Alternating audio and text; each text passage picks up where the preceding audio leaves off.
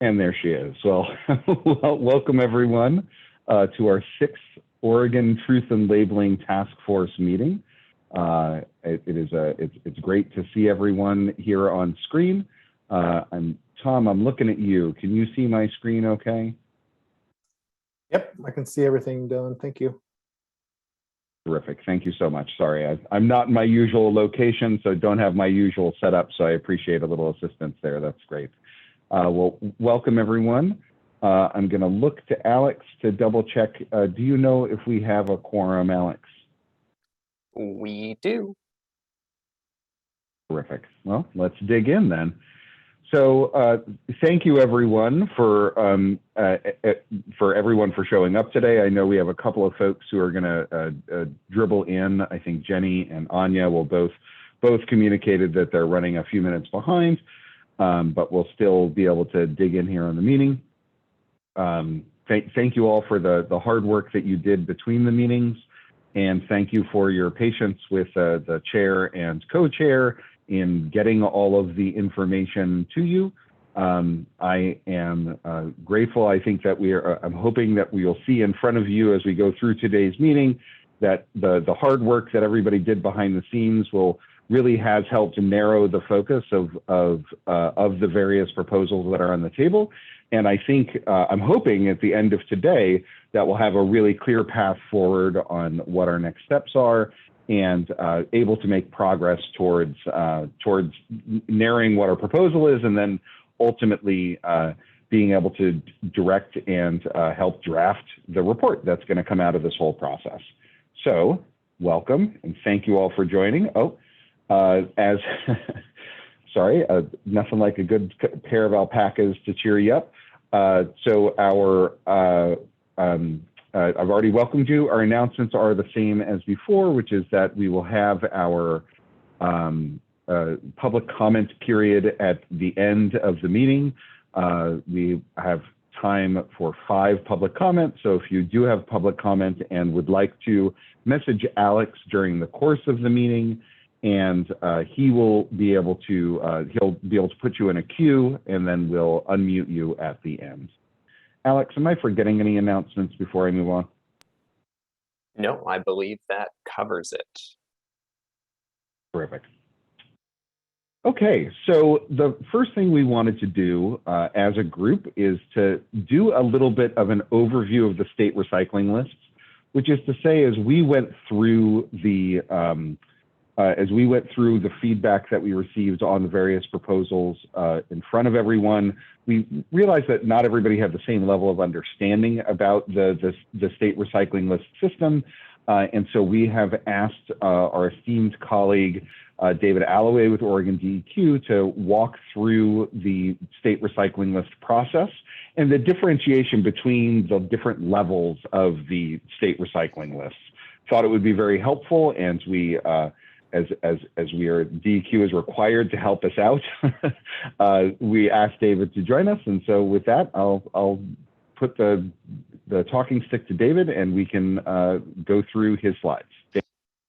Thank you very much, Dylan, and hello, everyone. So again, as Dylan said, in reviewing recent conversations and feedback from task force members, Dylan and Anya and Alex and I all observed a bit of confusion, specifically about the Uniform Statewide Collection List and other recycling lists that will be developed in the coming years. So we wanted to offer a quick refresher and have an opportunity to ask and answer questions. Alex, if you can go to the next slide, please. The Environmental Quality Commission is scheduled to undertake a rulemaking next year that will establish 3 lists. First, a list of materials for which local governments must provide the opportunity to recycle. And I'm sorry, Dylan, if you could animate, please. Thank you. And that opportunity to recycle can be provided through on-route collection, drop-off sites, or a combination of both. Second, a subset of those materials that are appropriate for commingled collection and processing, and that subset is called the Uniform Statewide Collection List. And third, a list of materials for which PROs are required to provide collection opportunities for, through some combination of drop-off depots and potentially mobile collection events. Each of these lists will first be established by rule, and each of these lists can be amended by rule. Further, the Uniform Statewide Collection List can also be changed if a PRO requests such a change through its program plan, and after consultation with the Oregon Recycling System Advisory Council, DEQ approves that program plan. So there's the potential for some fluidity here. In terms of what this might mean, I'd like to use glass as an example. Thank you, Dylan. So local governments with populations over 4,000 residents are required to provide the opportunity to recycle for materials designated by the commission in this first list. And that includes the materials on the Uniform Statewide Collection List, as well as materials not on the Uniform Statewide Collection List. The opportunity to recycle includes at least monthly on-route collection of materials, as well as an obligation to choose from a menu of options that include weekly collection. There's also the option of an alternative program. So the commission might choose to require local governments to provide the opportunity to recycle for glass bottles and jars. In that case, local governments would need to provide at least monthly on-route collection of glass. And then, depending on which program elements they choose, they might be required to provide collection on a weekly basis from residential customers. They could also apply for what is called an alternative program. I'm going to go out on a limb, and I think it's a pretty solid one, and predict that the commission will likely not designate glass as a material appropriate for commingled collection in the state. So that would mean that with this first requirement, glass would need to be collected en route, but kept separate from other materials that is not commingled. Now there's an alternative pathway, and that is the commission might choose not to require local governments to collect glass, but instead to make it a requirement of the PROs. In that case, glass would be collected potentially statewide via depot sites. Some of those depots would be at solid waste facilities, and others potentially would be standalone sites, such as return to retail. But importantly, while local governments would not be required to collect glass en route under that scenario, it's quite possible, in fact, I'd hazard to guess quite likely, that some would still collect the material en route on a voluntary basis. Just as Marion County, for example, currently collects batteries and paint en route, even though there is no mandate to do so. So regardless, unless glass were added to the Uniform Statewide Collection List, which again seems highly unlikely, any en-route collection of glass would need to keep the glass separate, whether it's a mandated or a voluntary collection. Because the law prohibits commingling of materials if they are not on the Uniform Statewide Collection List. So if, some city someplace thought that they wanted to make things really easy and allow their generators to mix the glass in with their paper and plastic and metals in the commingled bin, that would be prohibited because glass is not on the Uniform Statewide Collection List. Okay, I hope you're still with me because I'm almost done here. The point I want to make here is that for certain materials, such as those on the Uniform Statewide Collection List, we might have fairly uniform collection opportunities around the state. Most communities will collect the Uniform Statewide Collection List materials via en-route commingled collection, although there might still be some local differences. For other materials, such as the materials that local governments aren't required to collect, collection might be less consistent. Some local governments might collect it. It might be collected at depots around the state. I'm sorry that I can't provide greater clarity on this because the commission has not acted yet. That is coming next year, but I am happy to answer questions if you have any. Thank you, Dylan. Thank you so much, David. Very, very appreciated. And this is reminding me, I was re-listening to the video from the second presentation, which you gave without graphical assistance, this essentially the same information. So deeply appreciative. Any questions among fellow task force members? And I'm going to ask you to please virtually raise your hand if you could, so I can call on you. Just given the way my screen is set up, it will be helpful for me to be able to call on you.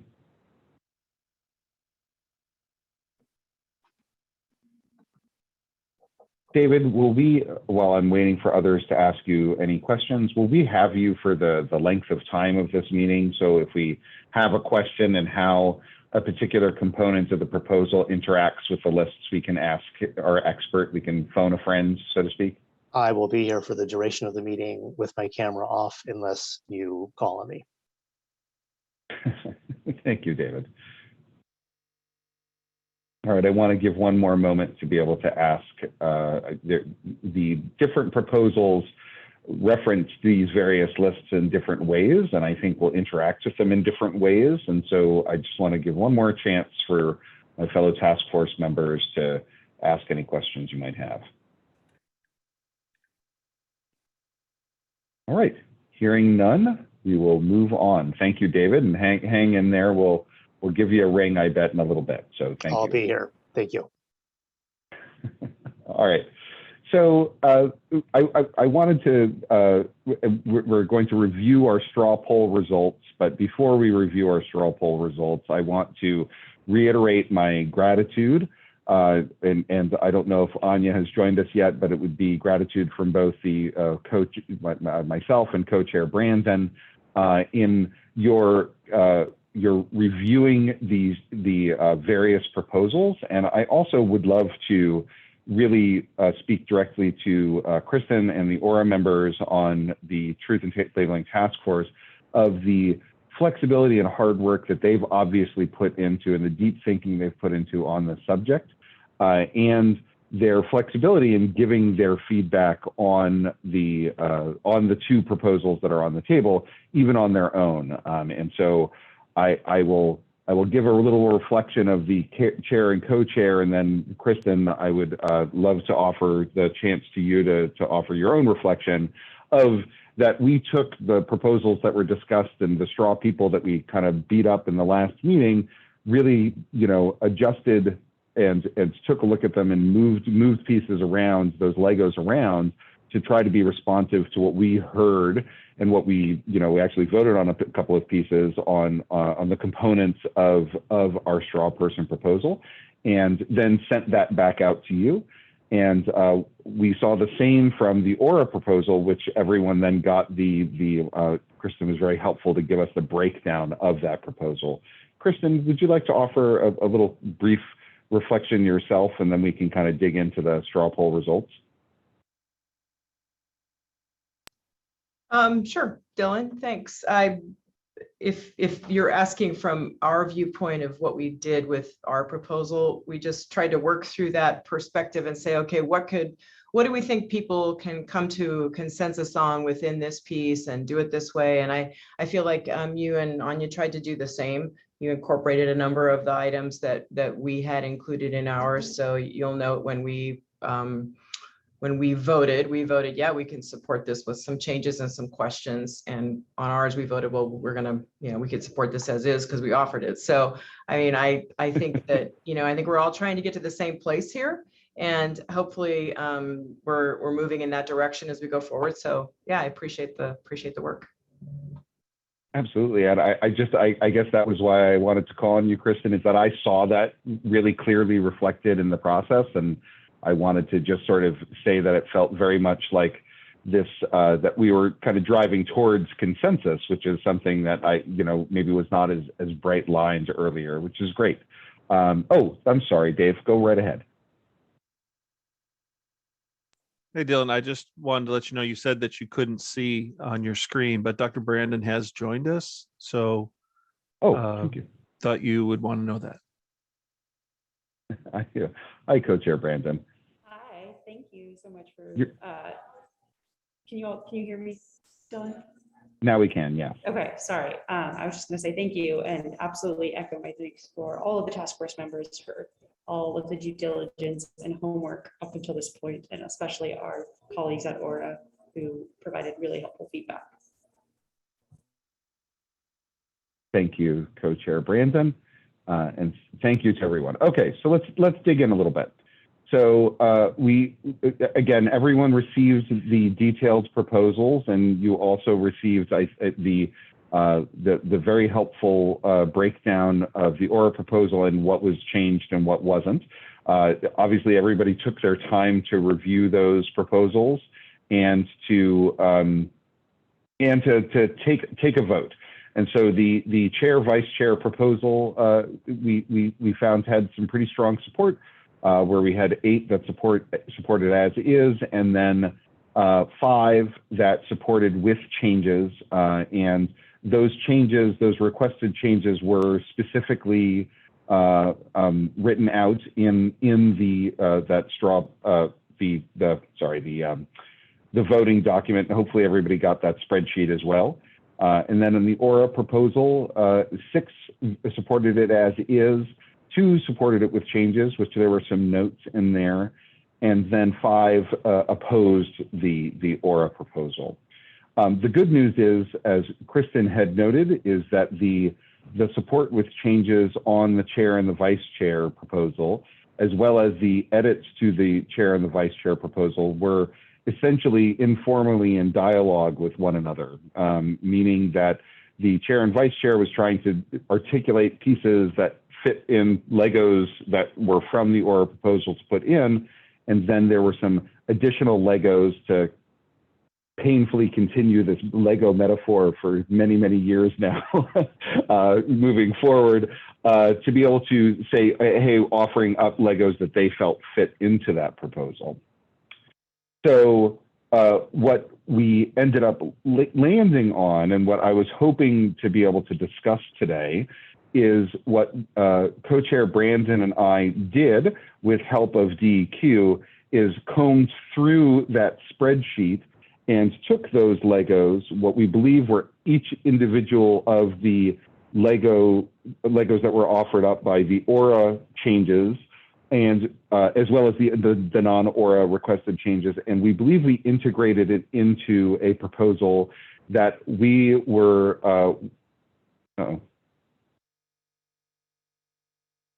okay, I'm back. Sorry about that. Where did I cut out? Integrated into the proposal. Okay, thank you so much, Co-Chair Brandon.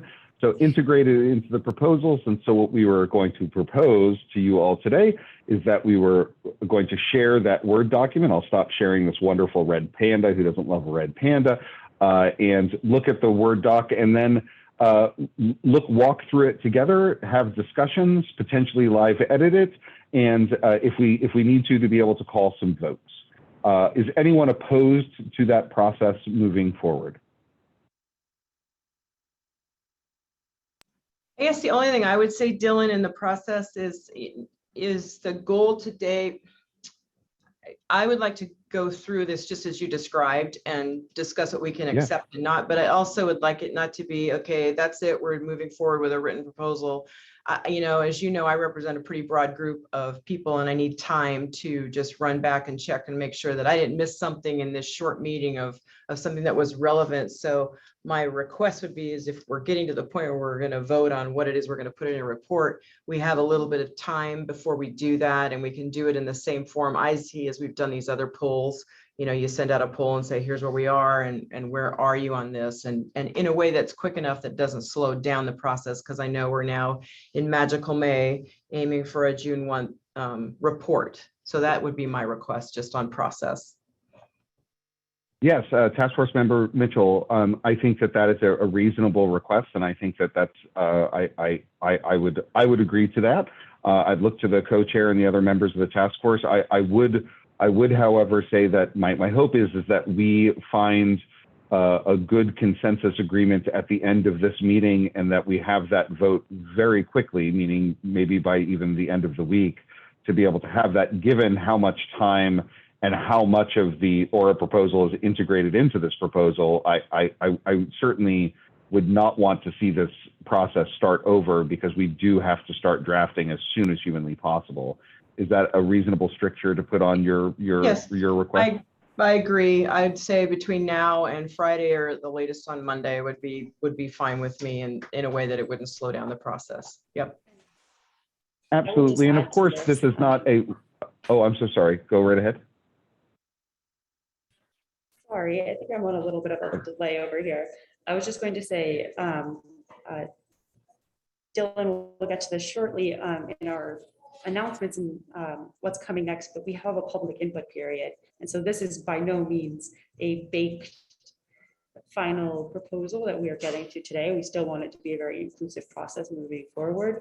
I think what we are looking for today is alignment around the core pieces that we can then work together to refine as needed, you know, this week, next week. We're running out of weeks after that, but you know, you get the idea. Okay, so thank you so much, Co-Chair Brandon and Task Force Member Mitchell. So the proposal before the task force, before we move on, is that we will go through this document, amend it, adjust it, perhaps vote on it, and then take another straw person poll to kind of pre-finalize it before we're drafting it and receiving that written public comment before the next task force meeting. I'm going to, Alex, if I do the are any opposed to this process, is that official, or do I have to actually call a vote? That I believe works. Okay. Are any opposed to that process moving forward for the task force? And for those who are joining us late, if you could please virtually raise your hand in addition to physically, just so I can see you. I only have the one screen today. Perfect. Hearing none, then we will dig in, and there we go. So I'm going to stop sharing that, and I'm going to start sharing something else.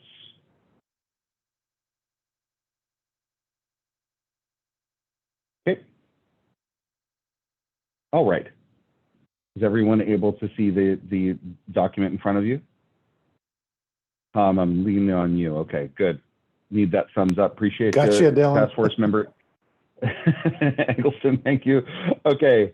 All right. So I'm going to walk through this. And so my hope is we did not do, Co-Chair Brandon and I did not do the very handy annotation that Task Force Member Mitchell did, and apologies to that. We were moving around. We lost the little Post-it notes that we had on our Legos. So, but my hope is that you're able to see reflected within this document all of those requested changes that those who were able to support with changes requested in the document.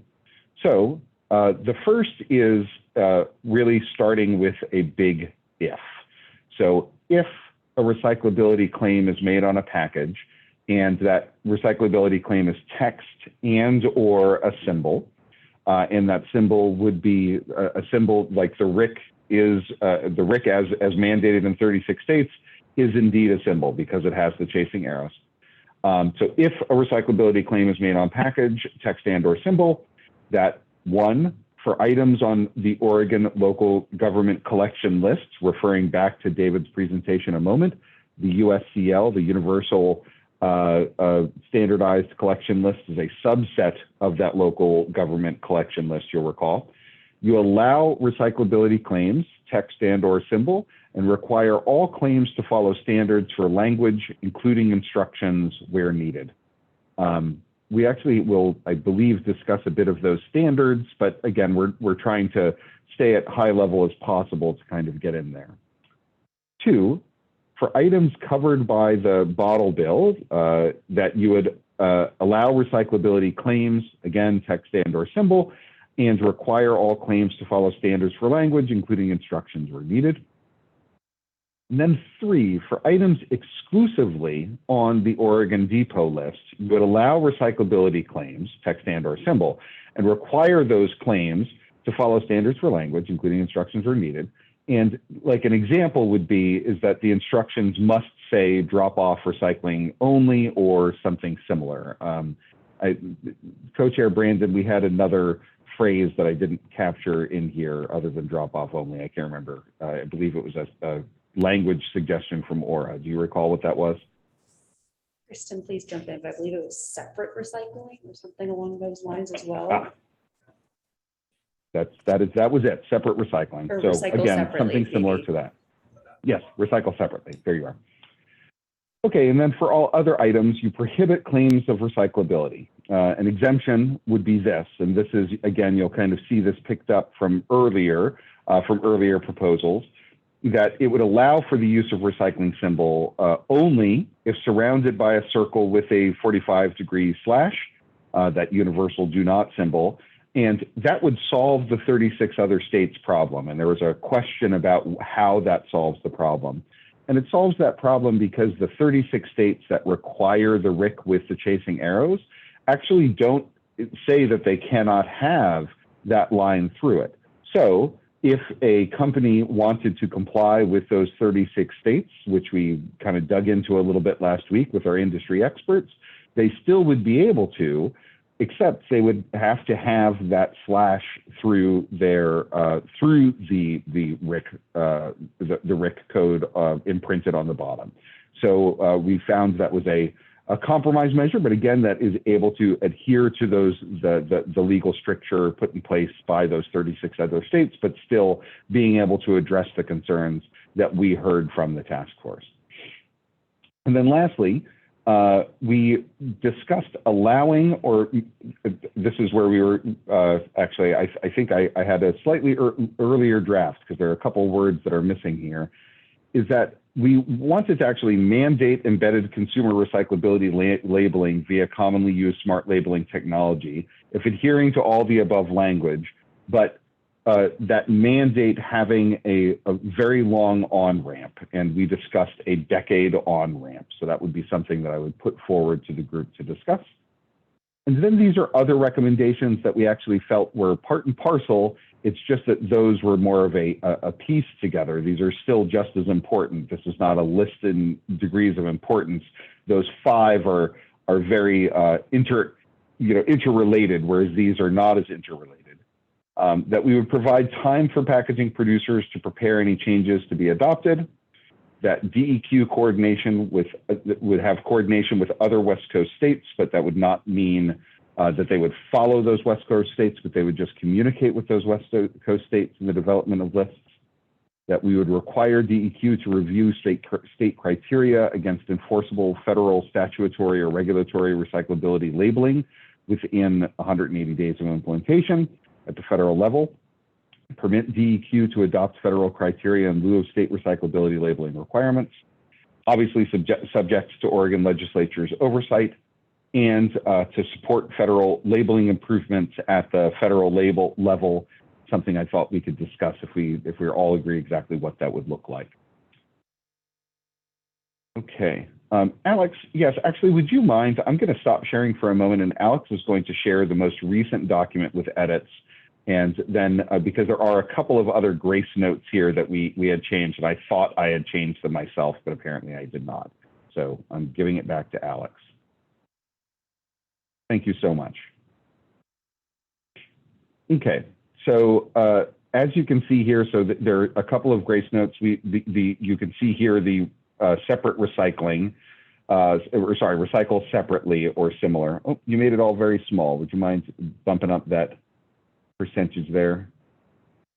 Keep going. There we go.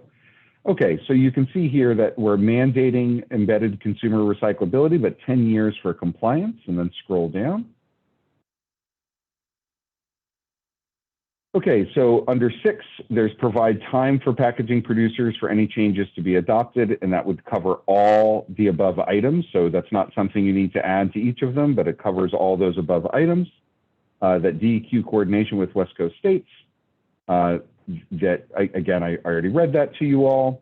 You would support labeling improvements at the federal level that align with Oregon's goals for truth in labeling. So that's a very, very key. So our task force that we would make sure that aligns with that. And then we got into the recommendations versus the pros. And if you're looking on the side what the notes are, this was the compilation of the comments and where we addressed those comments. So it was a little bit. So just wanted to let you know what those were. So the recommendations for the pros is that pros would run those statewide ad campaigns to teach Oregonians about labeling changes, which does not preclude RMA money for local government education. Very key caveat there. To use eco-modulation to support recycling labeling best practices, which is something that has been done in other countries. And so eco-modulation has occurred. In particular, I was going to call out France's EPR system, CITIO, or the UK's EPR system, Germany's the green dot system. All of them offer eco-modulation for good labeling practices, meaning that if you have a good labeling practice, your fee is a little bit lowered, you get a bonus. Poor labeling practices, you get a malus, and you have to pay a little bit higher. and that you would incentivize eco-modulation, even a call out there via that commonly used smart labeling technology. I'll pause really quick, and I see that Senator Buyer wanted to raise something. Senator Buyer, go ahead. Thank you. Just a question under point 5, the 10 years for compliance. That seems like an awfully long time. How do we get to 10 rather than 5 or 6? Yes, so 10 was out there because the feedback that we had received was there was a real split in the voting of some people could not support as a mandate, and some people could support as a mandate with a long on-ramp. And so that was a suggestion, instead of just allows, which obviously people could comply or not, but rather if we mandated it and gave it a long enough timeline that it would give all of the brands time to be able to put that on label and really help, but still require that to happen. So it was a bit of what we were trying to do, a bit of a trade between the priorities of different members of the task force as we heard them. I understand that. I just think that 10 years is longer than is needed on the labeling issue. I would suggest something. Senator Buyer, I think that's a good one. We should go back to, maybe that's something we can take a vote on in a little bit if we have support of that. Thank you so much, Senator Buyer. Task Force Member Mitchell. I was just going to concur with Senator Buyer on the timelines, and if we're going to come back and discuss that, that's just fine. There are other topics, I think, starting from the way down that I have other questions on. So if you have more to finish on this, then we can roll into those later, or however. Absolutely. I'm gonna talk to Tom first, and then we'll. Sorry, Task Force Member Eggleston, go ahead. I was just going to start commenting on the whole thing, Dylan. So if you still have something to present, I will wait my turn. Yes, I did. I wanted to talk about the recommendations for the pro. Is that we felt that while this is not part of the mandate for us as the charge for us as a task force, it is I think as a group of experts and incredibly interested parties that we would be remiss to not take this opportunity to make those suggestions for these folks that are still gathering, that are still getting their own forces marshaled, and for us to kind of not be able to take this time that we spent together, this attention, this expertise, this thoughtful consideration, and not give recommendations, given that this charge was embedded within the very law that those other organs are created out of. We thought it would be a miss, and that is why we included, though we continued to include those, though that was a carve out from some members of the negative feedback that we received from some members of the task force. So that was my last pitch. I walked through the rest, and so Dylan, go ahead. Wanna, yes, Co-Chair Brandon. You showed it for a second here, but do you want to show that comment just so you can show the language that we had kind of addressing that in particular in terms of our approach in the written report, the recommendation for how to take in that feedback?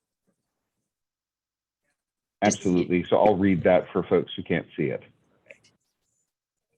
And just, well, right before Dylan reads it, I mean, I think this is our way of trying to reflect that we heard that feedback, still wanting, this is what Dylan was just saying about this not being a bit of a miss to not do anything with this pro that is right there. So we want to be really clear in our report how we're talking about that. And so that's what this language is just scratching the surface on. And so wanting to make sure that everyone has a moment to read that.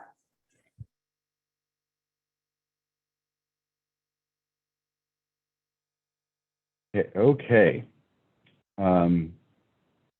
So again, in the written report, it would be noted that recommendations for the pro would be in addition to oversight and statutory requirements noted in the RMA, which is the rule-making advisory committees, or SAC, local governments working with pros, etc.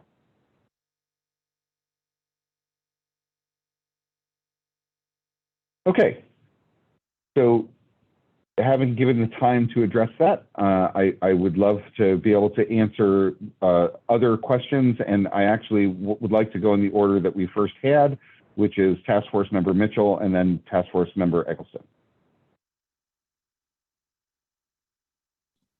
Thanks. So just kind of starting back up at the top, if you don't mind scrolling back up, thank you. So recyclability claims, we've just now clarified that that does include the RIC surrounded by the chasing arrows. So that's the first point that's out there. I mean, I don't know if at some point we need to define within this group what we think a recyclability claim is for purposes of the legislative review. But that might be worth doing, but definitely, I think it definitely should be noted that it does include the RIC surrounded by the chasing arrows. So that was just a kind of a first point that I would make in that, to clarify it, as Senator Buyer said in his email, for people that, you know, are going to be coming to this new and don't really understand where we spent our time. So that would be my first point. Then, if I may, Task Force Member Mitchell, I do want to underline that and thank you for remembering to raise that. I had forgotten Senator Buyer's comments in the email thread of saying that as we should write this report, to write it for a report that is readable for the audience that will be received is, I think, critical to our success. And you know, my hope is that we're able to build the consensus coming out of it that we can have that clear communication. So I wanted to just heartily agree with you, right, and good. And just as Senator Buyer said, I think it's just as important to educate the group about what we did consider that did not make it into the report for whatever reason. So as you know, Aura has a few things in there, and you know, we're more than happy to give the explanation for what we suggested and what was not accepted within the report, because sort of as we did during the RSC process when we considered other EPR programs, one of the reasons we did those things was so we could explain to our policy decision makers, the legislature, if they asked, yes, we did consider that, here's why it didn't move forward within this group. So I think that that's a really relevant point as well, that it's just important to know what we did consider and didn't accept as what we did finally accept and give to you in a report. So with that being said, then I guess the next point that, you know, I know we're going to talk about the standards for language. The assumption is that that's, you know, we're going to have the same kind of language, maybe with suggestions about size and location. Is that what that consideration was, Dylan?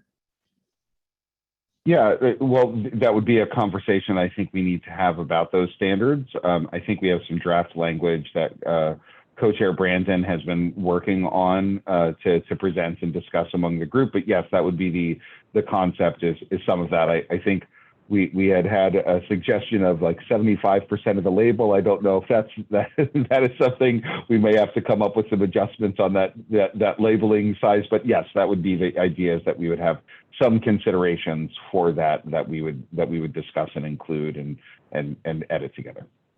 Okay, thanks. And then, so I thought it was a good addition to note the bottle bill language in there as well, because we do have items on the bottle bill list, and those, you know, it's good to be able to note those as well. And you went through the glass example when I asked that question of how does glass fit within this, and it would still be required to have something that says recycle separately or drop at depot, because there are lots of different ways that glass is currently recycled or collected for recycling in Oregon. So you know, that's a traditionally highly recyclable item that, you know, I'd like to be cautious about not having a not recycle or something like that. So I think that that's important. And some of them are in the bottle bill, and then some of them would be under 3 for items exclusively on the Oregon Depot list. I think that might be expanded, because if I understand what you're trying to do here, it would be including in that list the USCL sub list of materials that would not be correct for commingled, but okay for either depot or return to retail or producer special event recycling, right? That's the concept for this piece. So we may want to change that so that it's not just the Oregon Depot list, because not all that stuff would be at depot. In the metro area, you're not going to have depots. You're going to probably have more return for retail for wrap, for example, plastic wrap, stuff like that. So that might just be a little bit of wordsmithing of what that language is. And, you know, the recycle separately, drop off, recycle only. That is one of the components that Aura had suggested and gave the example of glass for that. Because we do, we continue with our goals of let's not confuse the public any further. Let's not do any greenwashing, and let's stop misleading them as to what's out there that's available to do that. So I keep that kind of in the front of my mind, which is then leading me to 4. So when I asked the question of how does this solve the 36 other states problem, and the response was because those 36 states don't require the slash, right? They don't prohibit. No, they don't prohibit the slash, right? They don't prohibit it. But and I saw in the report back from Patrick Krieger and also Steve Alexander, some questions were asked on those 36 states. And I haven't looked, I haven't looked at all of them, but Oregon's language was really clear on what it did require until it was dropped after the 2021 session. And it didn't say anything about allowing a slash on that. I think it was pretty clear about the size and the point and the location and what the label needed or the symbol needed to look like. So I'm just really curious about whether this really does solve that problem in the other 36 states of doing it. And then the broader question is, how does that now mean that there would be maybe even a second symbol? And I thought, part of the issue here is changing the molds and doing all that work, and it's a complication and a cost and a complexity issue for that. So I guess I'm not quite convinced that this solves the problem. I think that to me is probably too broad a statement for that. So I'd be curious to hear what other people think about that. Thank you, Task Force Member Mitchell. And I would love others' thoughts on that piece as we're going through and giving feedback to this. I will say I didn't look at all 36 states, but I did do a sampling of the statutes, and at least as someone who is not a lawyer and does not play one on TV, but from my analysis of the text, I did not see anything that was in conflict with adding that. Thus, why I propose why this is included in the proposal. So very, very good. I know that you have your hand raised, Task Force Miller, but Task Force Member Eggleston had his hand raised earlier, so I'm going to call on him and then you. Can I just add one last point, Dylan, because I was almost done, but I'm sorry. agree. I do agree with because I wasn't quite some of that. Sorry, is my fault. So I think 10 years is too long on compliance for labeling. I agree with Senator Buyer. I'd like to talk about that length of time and what to do about it. And then what we had suggested, and I see what is done here, is the other recommendations piece is just coming off, and these items are moving up, because we do think it's very important that there's time for packaging producers to prepare for all of these changes, not just, everything in here. And that I like the way that's moved up. Good with DEQ coordination. It's nice to see us talking with our partners in other states. Requiring the DEQ to review that subject to Oregon legislative oversight is a good way to do it, and also that aligning with the goals for federal level pieces. Recommendations for PROs. So I assume that's going to be a subheading within our report, and we're going to include these items as you've discussed. Yeah, I'm sorry. I had hoped to be clear, but yes, this would be it would be a subheading that we would discuss the context with which, to Senator Buyer's point, to make sure why we are making these recommendations and what the recommendations are, and that they are just that they are recommendations. Okay. All right. Those are most of my questions. Thanks. I'm sorry for interrupting you, Task Force Member Mitchell. I thought you were done. Okay, Task Force Member Eggleston, go ahead. Thank you, Chair Thomas. I guess this is just a really high level question, and it probably highlights my challenge kind of grappling with the various moving parts. Am I correct in understanding, because all of this is predicated on the if a recyclability claim is made, that does not create a collision course with California's Senate bill, correct? What I don't want us to do is create something that a packaging producer couldn't comply with both states' labeling requirements, essentially. So that is why that is why we crafted it in such a way, and that was, I think, an adjustment two meetings ago, that we started including that if, because really that is then the producer's decision, and then it would be on this because a packaging producer can choose to not have a recyclability claim on a package. They're not required to have that recyclability claim. And so thus, if they are going to be out of compliance with one state or another, they can make that choice. And thus this follows that piece. And it's clear what we're trying, what we're trying to solve is slightly different than what California is trying to solve. And that's why we spent all that time kind of walking through that. But yes, that is solving what we believe for that problem, that it would not be thus in conflict with California. If a packaging producer chooses to do it and they're out of compliance with California, although we don't think that would be for very many packages, then that is the burden that they're choosing to bear, not that we're requiring them to do that burden. Thank you. Thank you. Task Force Member Miller, go ahead. Thanks, Mr. Chair and Co-Chair Brandon. Yeah, I voted, to support the proposal with changes, and mainly to be able to ask further, questions, clarifications around a couple items in the proposal. I see from the notes that these will be forthcoming conversations, particularly with the standards of language and the flexibility around that, and just what does that mean? And then down further under the recommendations for the pro is the good labeling practice under eco-modulation, defining that good versus poor, and just what exactly does that mean? And so I just wanted some thoughts from the chair and the co-chair about what you were envisioning for that, and if it is forthcoming, just from a process standpoint, is that going to be then further put into the proposal for our next vote? Is the plan, or kind of how do you envision that conversation going as we refine this and then vote on the proposal next week? Absolutely, Task Force Member Miller. So my hope is that some of it we can handle answering some of the questions orally.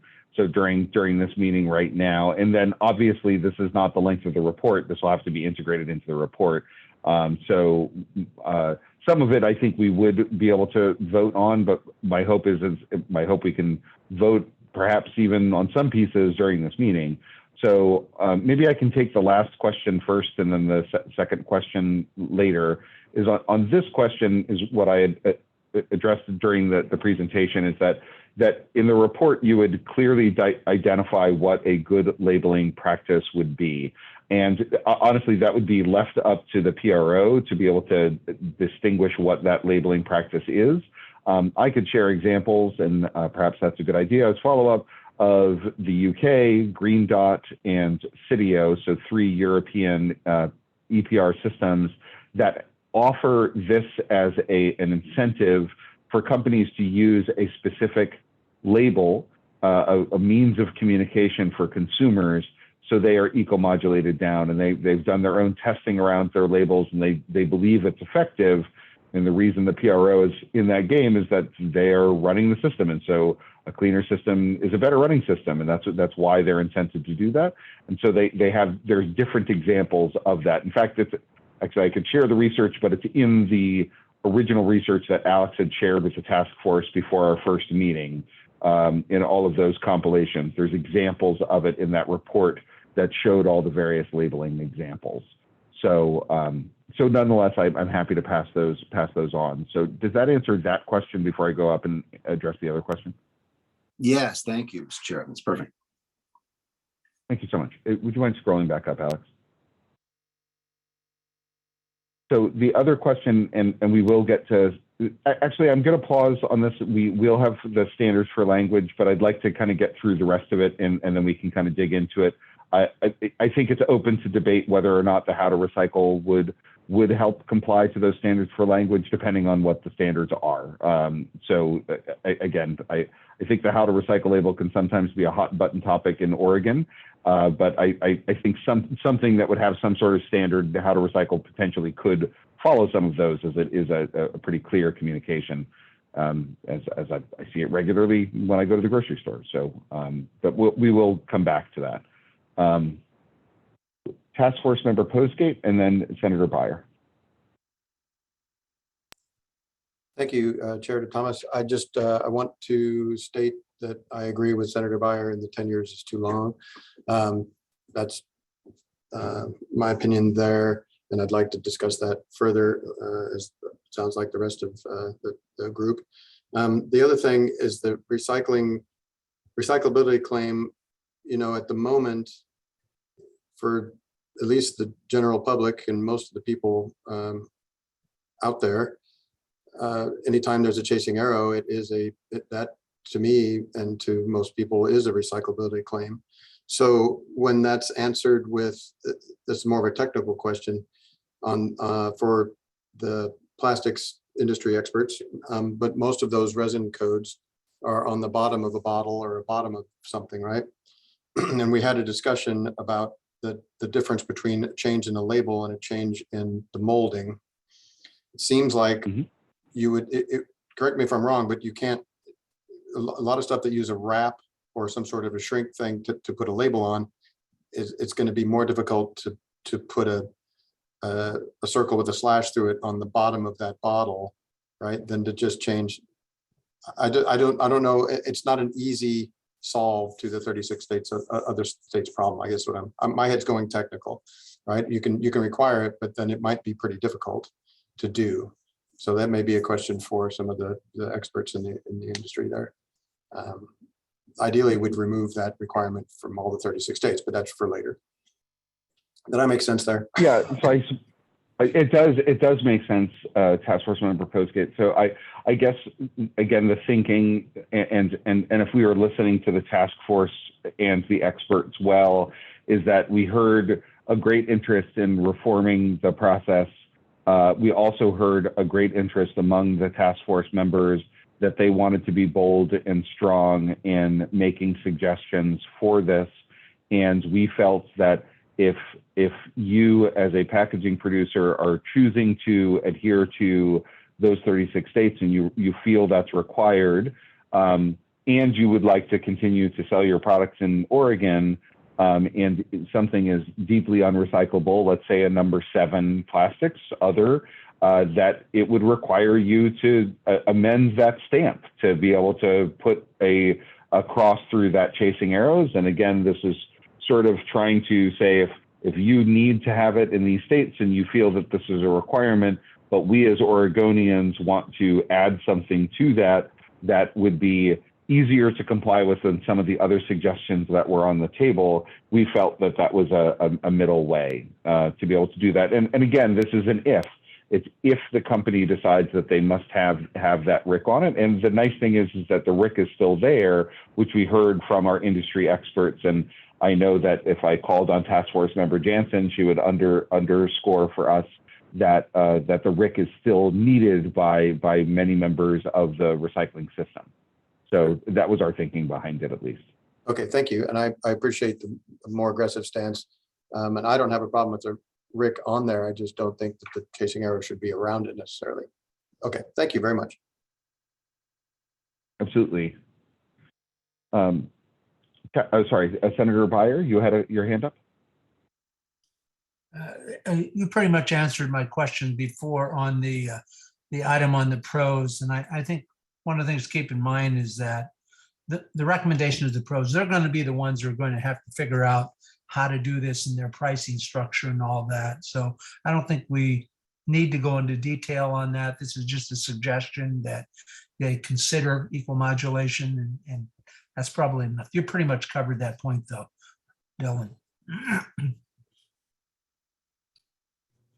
Sorry, I having some audio issues here. So that sounds good to me, Senator Buyer. Thank you so much. Okay, so other comments or questions before we shift gears and talk about standards for language? Maybe, well, I'll ask that question, and then before I get standards for language, I have another question. So let's see if there's any other feedback or direction that you would like to see. Again, our hope is that we addressed all of the questions that came through. I'll call it to question for you all if they were all answered.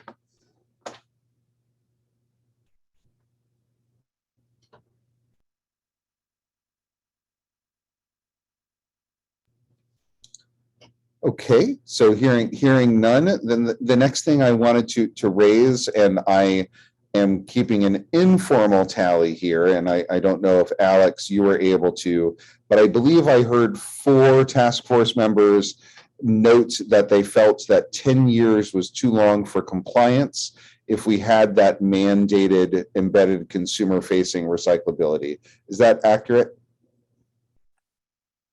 I had 3, Kristen Mitchell, Senator Buyer, and Will Postgate. Terrific. Okay. Well, before we go back to that, I guess we have a couple of questions from our task force members. Commissioner Kramer, go ahead. Yeah, thank you. 10 years is too long for me as well. Thank you. Oh, there you go. I didn't realize I was calling a vote, but thank you so much, Commissioner Kramer. Task force. Oh, whoops. People are moving around here. Task force member Petty. Hi there. I just wanted to respond to the 10-year timeframe as well. We're not a packaging provider, but we do have a small brand at New Seasons of our own packaging. And I can just say from experience that, typically we're buying packaging for much shorter timeframes than 10 years and are able to make changes within far fewer years of time. So I would just, raise my hand that I think the 10-year for compliance is also too long and have a little bit of experience as a very small retailer. Thank you, Task Force Member Perry. Task Force Member Eggleston, go ahead. Just in terms of thinking about what a more reasonable timeline would be, is this technology currently readily available and in use, or is this some future state that we're predicting? So, Task Force Member Eggleston, I would say it's both. It is, QR codes are readily available and used to be able to provide a wide variety of information, including nutritional information, as well as provenance of the materials that are in foodstuffs. Information. That said, I don't believe at this time currently it's being used, especially in a geolocated form for recycling. So there is some labeling out there, but at the next step, the question would be, is that available in our provenance? And that I think is in part why there was a compliance pathway to be able to come into place. So the answer is yes and no. Thank you. Senator Buyer and then Task Force Miller.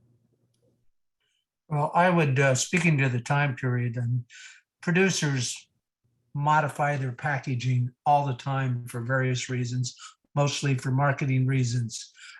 What we're really trying to get at here is a reasonable time so they're not stuck with packaging on the shelves or in the supply chain somewhere. I would argue that half of that, 5 years, gives the manufacturer enough time to adjust their packaging for whatever it calls, and that makes sense to me. I think that's a reasonable number. So I would advocate for reducing that to 5 years. All right. Senator Buyer, I think that's a reasonable request, and I think that maybe that's something we can ask some of our industry experts who are not on our phone a friend today. That I did not set them up. They may be on the call. I don't know, but that's a reasonable amendment. I think maybe we can get there. I have a couple of folks with hands raised. Task Force Member Miller, and then Task Force Member Slepian.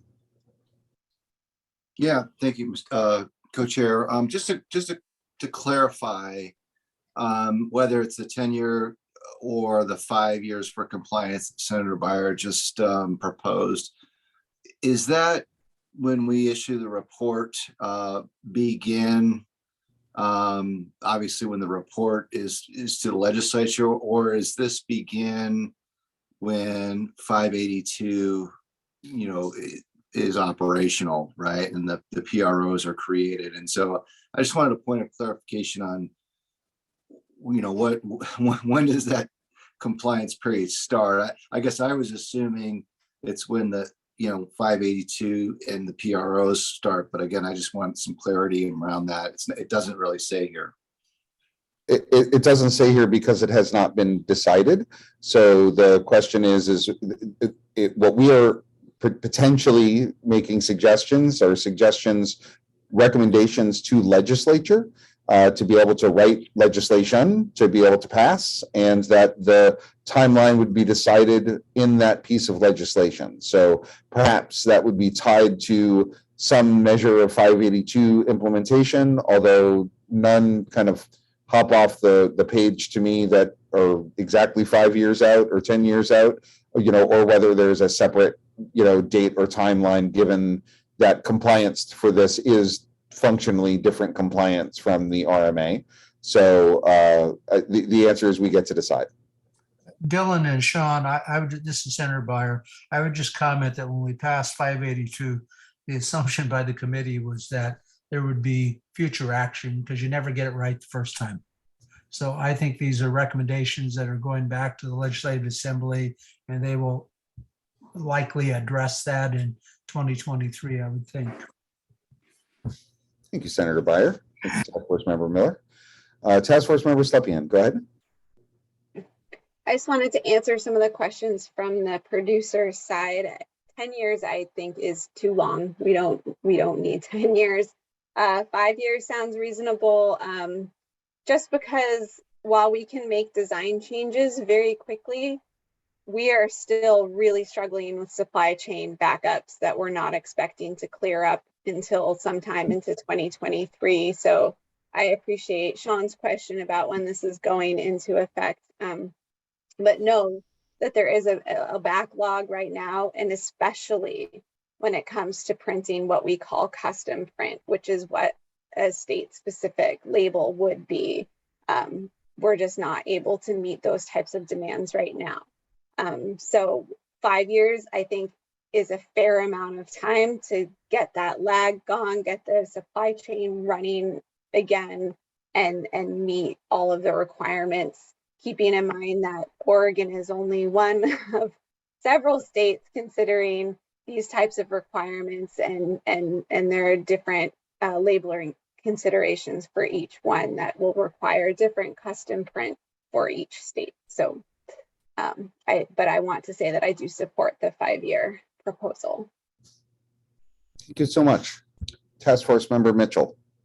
Thank you. I think 5 years makes sense, and I appreciate the suggestion of that time frame, and also the comments from the producers about 10 years being probably too long in this process as well. I know it's not in here, but I think it would be great and maybe helpful to other states as they consider what we are doing here, kind of our own little laboratory of, the best way to move forward. If there was the possibility of some kind of a recommendation that we offer ourselves up for pilot projects in some way, that you use this state to try and see what works and get it right and do something with it, and work with a producer that may be willing to do that. And I don't know, maybe down the road give them some extra credit in their echo modulation fees somewhere. But it'd be great to get it moving sooner, with the recommendation that in 5 years it's going to kick in, but in the process we figure out what works the best, so that sometimes you learn more from what goes wrong than what goes right. So just as a suggestion, that maybe we have something in here that refers to pilot projects that could happen sooner than that 5-year time frame. Thanks. Thank you, Task Force Member Mitchell. Good thing to chew on. Any other? And I have 100% lost counts, but it does seem like we're having pretty strong support for a 5-year time frame. And maybe I can have the last of you.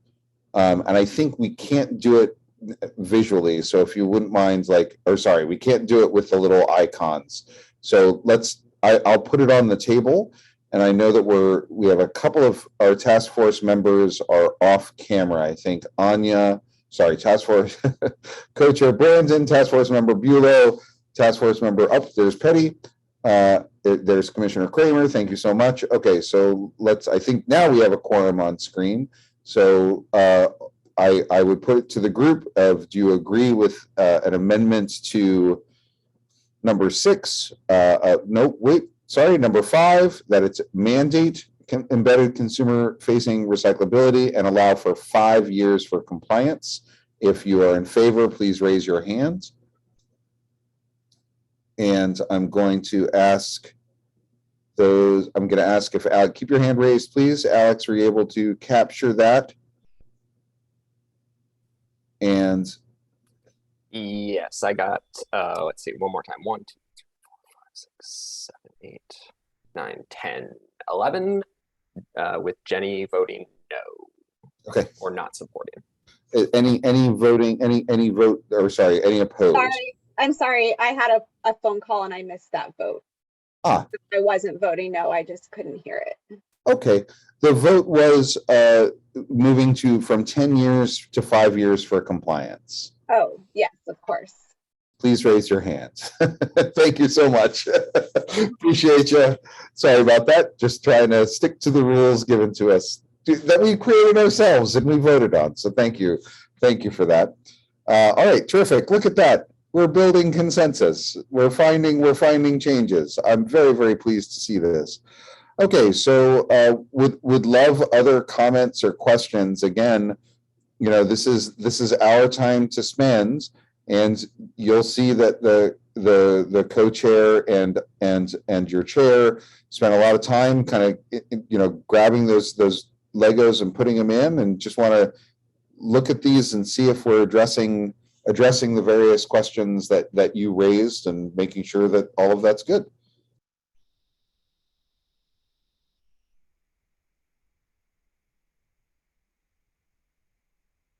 Oh, I'm so sorry. Task Force Member Eggleston. I had an industry expert texting me that I was seeing if they were answering one of the questions. So thank you.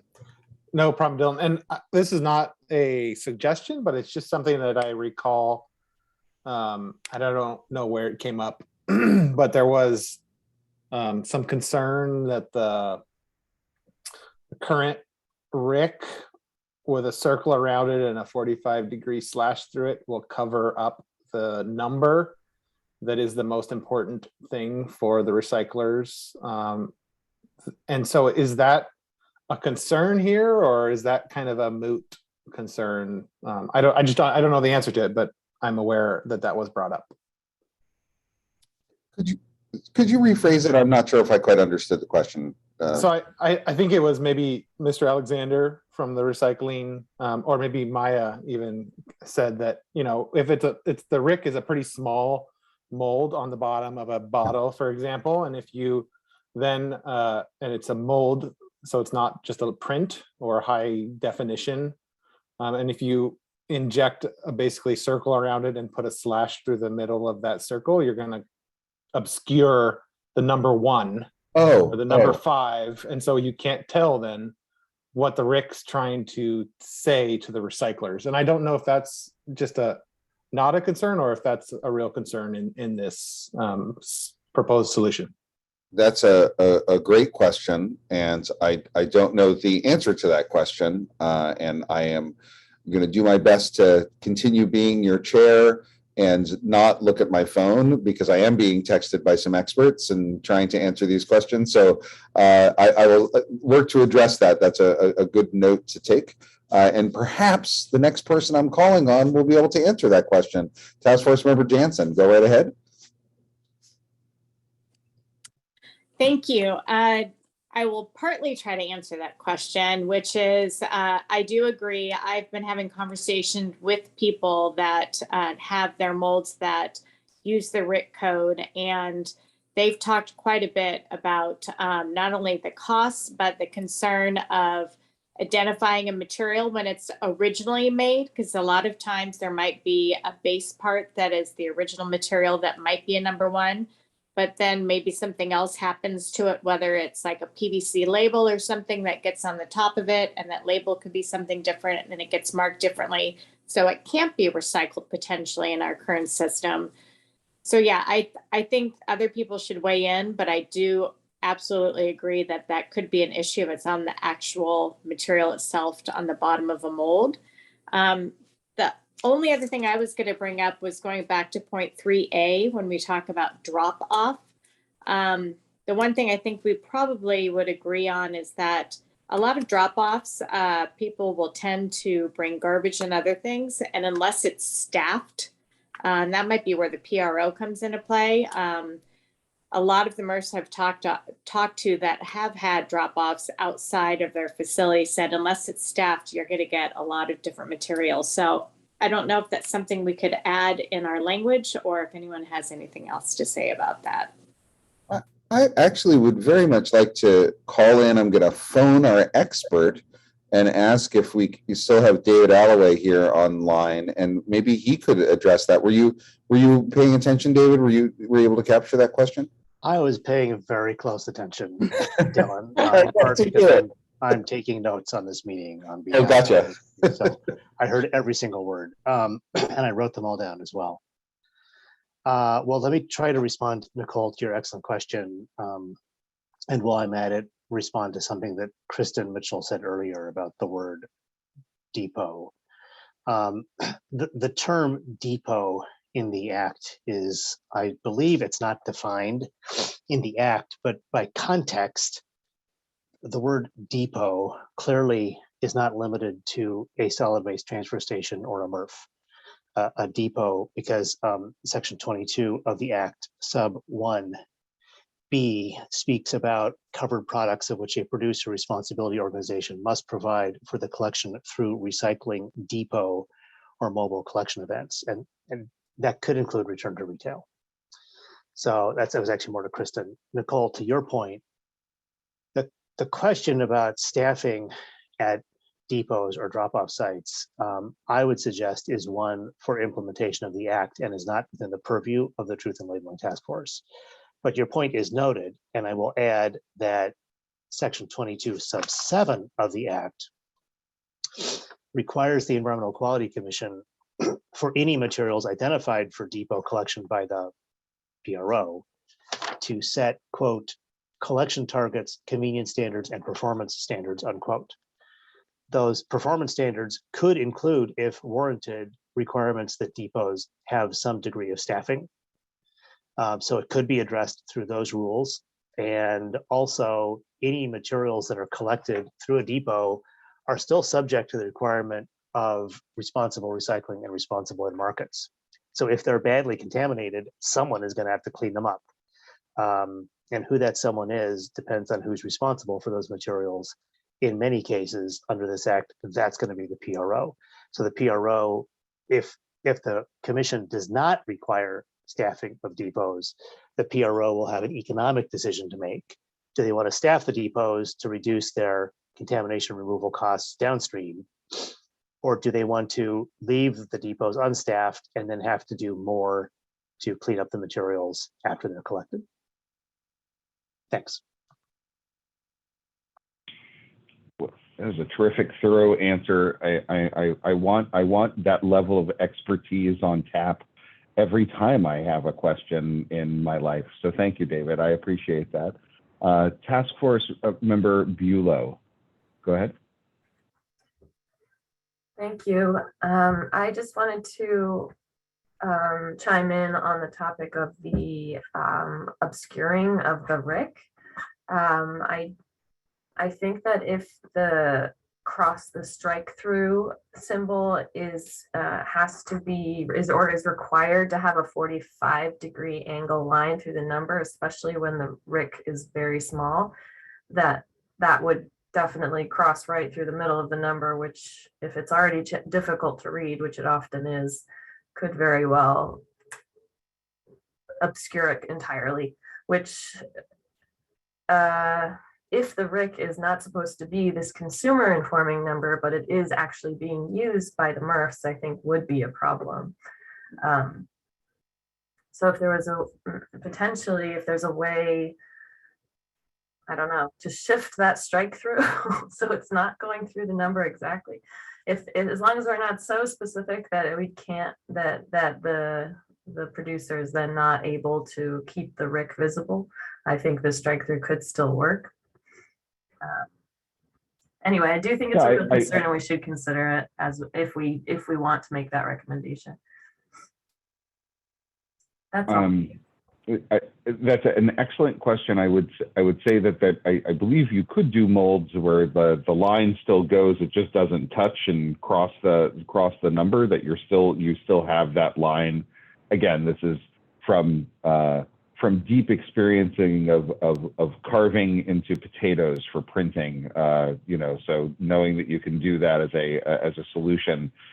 I don't know if that translates to plastics molds, but Yeah. Anecdotal data and all that. I mean, I agree with you. It could be done, but I'm just thinking about like some of these numbers, how tiny they are. Like that when they're so small that circle and the strike through, that the meaning of it would be pretty much lost, I think. Fair. That's totally fair. Absolutely. Although it could be supplemented with that mandated QR code too. So, as a possibility, just as a thought. Okay. I think I have the order right. Task Force Member Mitchell, our phone and expert, and then Task Force Member Larmouth. Task Force Member Mitchell, go ahead.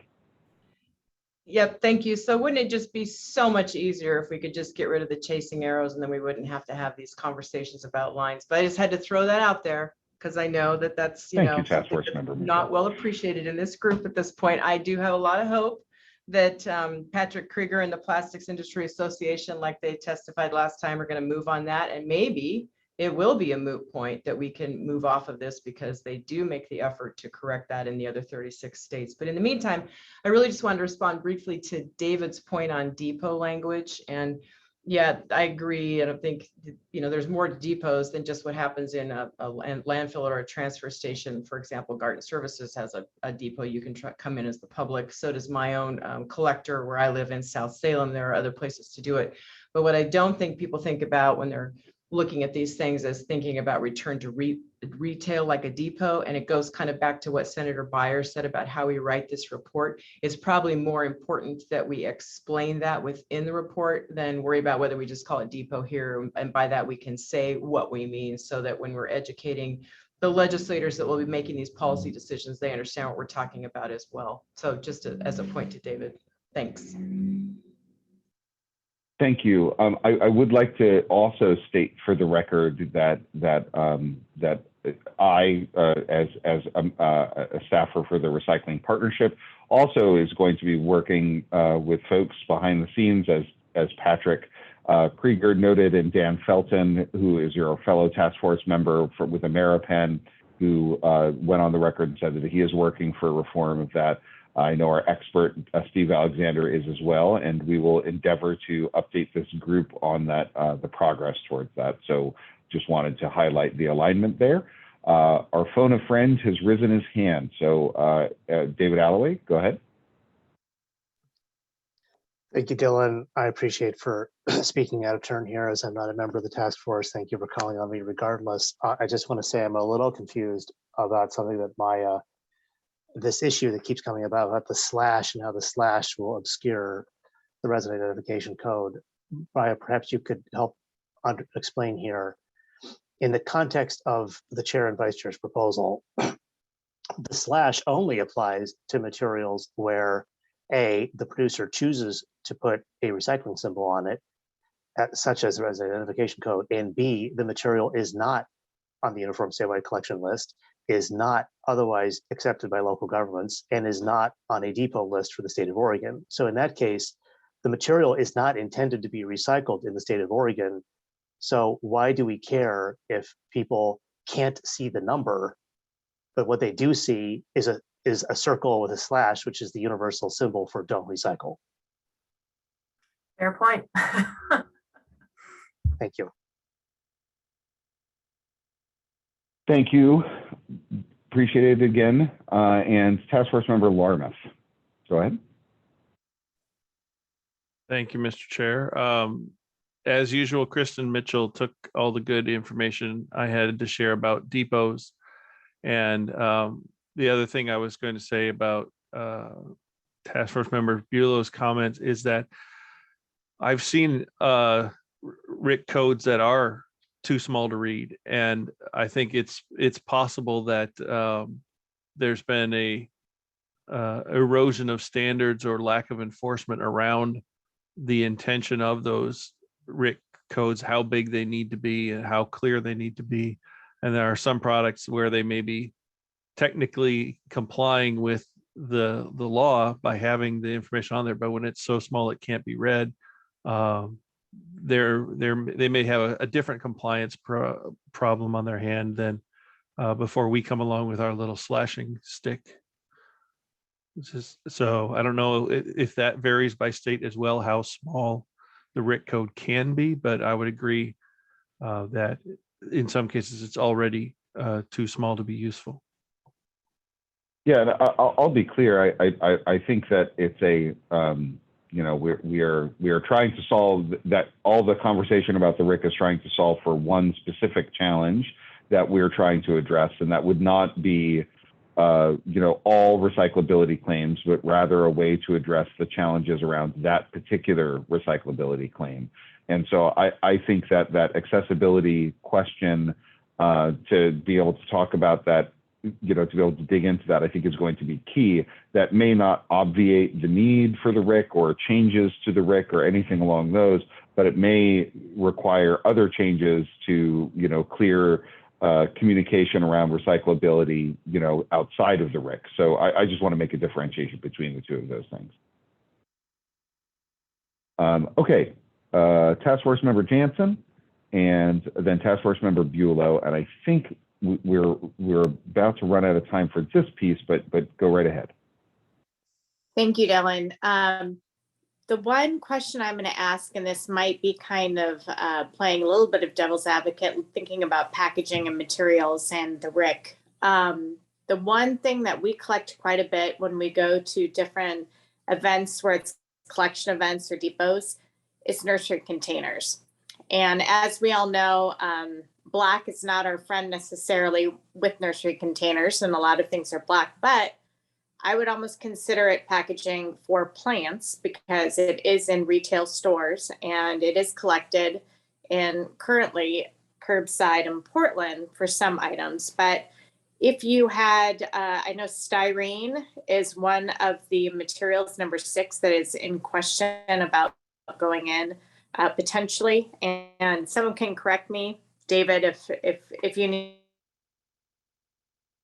My understanding, this is kind of going back to Maya's question, if we had that circle with a slash, but it can be collected at depots, and I feel like that might be an issue with nursery containers in general. And that's something that's a very big market here for molders to sell into the market. And I think it's actually during certain times of the year, it's a very big collection item at the curb, or it could be, I guess, in the future for a statewide collection list. So I'm just kind of curious to hear what people think. Task Force Member Jansen, I want to double make sure I'm hearing you right. Is that you're suggesting? Sorry, are you suggesting a change in labeling for particular materials, or adding, or was that an advocating for a material that may not be? Yeah, advocating for the RIC situation when we're talking about the circle with the slash, that it may not be on a list where materials that are currently being collected, but could be confused because that type of material can be a number 1, it can be a number 2, it can be a number 5, and a number 6 currently. So if you're going to add containers, nursery containers, if we have the circle with the slash, people will not be able to read them because normally they don't have any labels on it. It's literally just the RIC you're looking at the bottom. Thank you for that clarity. So that almost feels like nuances within this. So I think that I'm going to ask you, Task Force Member Jansen, to sort of like hold that in mind, maybe as we draft this, and that maybe that would be captured as we're drafting. So, well, good thought there. Okay. Task Force. Okay. Oh, thank you. Sorry, I think we're having a lag with you, and I'm talking over you. I apologize, Task Force Member Jansen. Task Force Member Bulow. Thank you, Chair DeThomas. I just wanted to circle back again to the comment about font sizes. I know that was brought up in another session, and I don't see it included in any specific bullet point in the current proposal. And if that's something that we have just decided not to include, if it's a you know a subtext, if it's something that we're able to include in here, but given that that is required of other nutritional labels and things like that, I wonder if that isn't something that should be incorporated into these recommendations somehow. Yes, Task Force Member Buell, and I apologize if it got lost in the sea of text of me reading at the beginning of it, but it's actually included in a number of these numbers saying following standards for language. So if you scroll, you can see there it's in number 1, number 2, number 3, and number 5 because it's adhering to the above language. But yes, we would have some measure of adherence to language that we would agree upon as a group. So truly integrated throughout this document, because that is, I think, critically important. Co-Chair Brandon is not able to join us again, and I had some draft kind of language that we were going to throw out. Our thought was this, because we agreed with that, and whether or not we agreed to that piece as part of the proposal, we thought that was kind of in the details. And so, you know, we could haggle over that as we were drafting it. But my hope is that this would allow us to make sure that it is integrated throughout, and that we would have that conversation and get to those details as a group in our, you know, either between meetings or in the meeting or both. Okay, great. Thank you.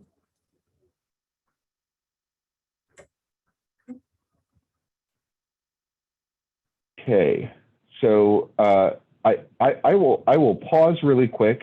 I feel like there's been a lot of good questions. We've made some small adjustments, but for the most part, it feels as though we've answered a lot of those questions. And so I would like to just briefly, this is a temperature check, but would like to kind of see how the task force members feel, which we have 1, 2, 3, 4, 5, 6, 7, 8, 9, 10, 11, 12, 13, which is more than a quorum. Do we want to vote on this before moving to public comment? As a, not to say move forward, I think that there was a desire. Task Force Member Mitchell said that you wanted to check with your other stakeholders, out of the room stakeholders, but it might be helpful to have a bit of feedback for those external stakeholders to see what level of support we have in this for the current proposal in front of everyone. So let me phrase it in a way that does not sound binding. I'm going to call a vote of moving this proposal, of approving this proposal to then share with external stakeholders for additional feedback and consideration. So, you know, voting on this proposal, full stop. And so let's maybe use the yes with changes, and you know what, I'm going to say yes or no. Let's do a straight yes or no, up or down vote. And so I'll just call that for a vote. Do you support that call that I just said? So support this moving forward. This is not moving forward. Okay, I am seeing, if you can raise your hand physically. All right, and oh, okay, that was what I was about to ask Task Force Member Miller. So it looks like that's unanimous. Is that right? Is anybody opposed to this? Well, gosh, that sure is, I think, a good indication of the direction that the task force is headed. I do want to say it's incredibly important for us to have that next conversation about the font sizes, which again, Co-Chair Brandon pulled together some rough text that we can flesh out and send out ASAP with folks to be able to, as we're developing that piece. But again, it has to be addressed because it's in the rest of the document. Oh, I'm so sorry. Commissioner Kramer, you have your hand raised. Yeah, thank you, Chair. I think your direction here, why you got it unanimous, was so that we could put it out to our other stakeholders that are in the audience and get some of their feedback, so that something that we might have missed. And I think that that's a good direction to go. Thank you, sir. Thank you, Commissioner Kramer. I appreciate it. Task Force Member Miller, go ahead. Yeah, thanks, Mr. Co-Chair. And so, yeah, and I voted yes. And just to clarify, just like I did before, looking for those changes and discussions on the standards of language in between, because that's important. Devil's in the details there. And so I just want to make sure that that's reflected, that, once we incorporate that, I think that'll help us at least have a better and more informed decision on that. Thank you, Task Force Member Miller. Good thought. Okay, Alex, how am I doing on time? We are right on time to move to the next agenda item. That is fantastic. Task Force Member Miller, did you have a follow-up question? Let's see. I did, but are you moving to public comment now? Or no, actually, I believe the next thing on the agenda is a presentation by you and Task Force Member Mitchell on the DOJ materials. Got it. Yeah. Okay. Okay. Terrific. So we do have, for everyone, we do have last call for public input time. So if you do want to have public comments, now is the time to raise your hands to our esteemed Mr. Alex Bertolucci with DEQ, and he will put you in the queue. So please do add your name to it. We need to hear from you. We've gotten good input, and we appreciate that input. So with that, I believe the next agenda item, and I'm pulling up my proposal. Yes, it is now, we were giving time for Task Force Member Mitchell and Miller to be able to present on some kind of additional legal considerations around labeling. I don't have a slide for you, so my hope is that you would just share, or you could talk about your proposal, Task Force Members Mitchell and Miller. Great. Yeah. Thank you, Mr. Co-Chair. You want me to start, Kristen? Okay. Thanks. And yeah, I know 2 meetings ago you gave us the assignment to kind of look at liability and enforcement recommendations. And so now that we're getting through a lot of the meat of the actual proposal, appreciate the time for this. And so what our intentions on this were just to really line up the liability for the packaging, with the responsibility of the manufacturer. And so really tying it to the responsibility of the person that's, actually doing the packaging. And so, like you have a retailer, distributors, manufacturers, when we contemplated, and I know DEQ worked real hard on this, David did, and you could probably ask David some questions on this. When you define the definition of producer and you have that hierarchy of, okay, who's the actual producer that has to join the PRO? There is that hierarchy in Section 3. And then in Section 4 of the bill, 582, they really talk about or allow some flexibility for those who are going to be responsible for that package. And so I'll give an example. A retailer may have a brand product, which, I have retailers that have brand products, and we will have a manufacturer that will, be responsible for the labeling of that product. And under this, we can contractually, basically say to that manufacturer, you're going to join or be a part of the PRO, right? And be responsible for that package. And so the liability for this and the labeling would be tied to Senate Bill 582 in that structure. And so again, it allows the market to have some flexibility, but someone's ultimately have to be responsible for the labeling. And so the recommendation that we came up with was really just tying, again, that responsibility back to Senate Bill 582 and how Section 3 and Section 4 sub 3 and 4 were structured in the bill. It's pretty similar to also House Bill 2344, which was the wipes do not flush bill. And that was a policy discussion that also occurred in 2019. I'm sorry, yeah, 2021, sorry. And so with that, I think, again, the recommendation, the language we came up with is it just tracks with 582. And then we offered up the civil penalty authority from DEQ, and we left that blank. We started with different numbers, Chris and I, and we just said, you know what, let's tie this to the existing civil penalty authority that the DEQ has with their existing, EPR programs. And then we'll leave that blank of the penalty per day and let the legislature decide. And so that's in a nutshell the recommendation that we would like the group to vote on. We do have it in language. So, Mr. Chair, I don't know what your intent was on having the group review it or approve it, but we did draft something up for review. You did draft something up. I thought we sent it out. I don't know that we did. I think that, like with all things in slight legalese, it's helpful to have further review. So my suggestion would be that we would send that out with other, assets that we'll be sending out and call it to question. I will ask, because it is sort of, that legalese, maybe I'll give a little bit more time on that to be able to essentially send it out for further consideration, and then maybe work with all of you of when we should vote to that, pulling it into the larger proposals. It does feel like language that could be part of that recommendations.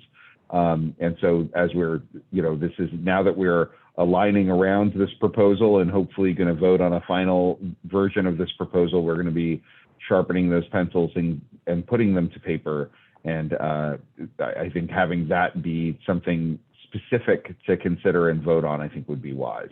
But we'll send that back out when Alex sends out the rest of the materials. No, perfect. Are there any questions? Kristen, did I miss anything? Absolutely. Nailed it. Nice. Loved it. Not the ironic nailed it that we see on Netflix, but rather an actual nailed it. So thank you. Thank you, Task Force Member Miller. Are there any other questions from the group for Task Force Member Miller? Task Force Member Postgate, are you giving a thumbs up or are you wanting a comment? Just giving a thumbs up to the nailed it. Love it. If we did this in person, I think this would be a good time for somebody to bring some nailed it cupcakes to the next meeting. So that would someday when we wrap up. All right. Thank you for that. I think now is time where I'm going to share my screen again. We will get a brief red panda there. Oh, and now it's public comment. You don't need to see this slide for very long. And I believe we have one public comment, which is one of our phone a friend experts who has been on the line all this time. And I'm grateful for her to chime in and curious to see what her question is. That's Mrs. Kim Holmes. Go right ahead. Hi, everyone. Kim Holmes with For Our Sustainability. Really good and thoughtful discussion today. Thank you. I just wanted to offer a potential idea for you guys to consider as an alternate pathway to compliance for number 4. As a number of you appropriately called out, there are some very real challenges to changing your mold around the rick, the potential of obscuring the rick, and doing away with all utility. Those are all very real concerns, so I appreciate those being raised.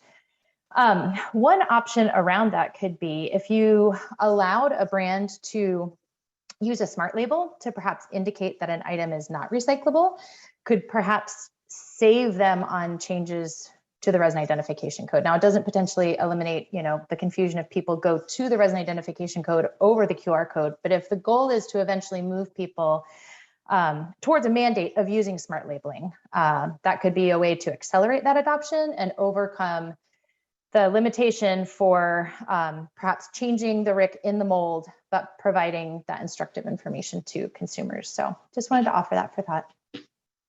Thank you. Thank you, Kim.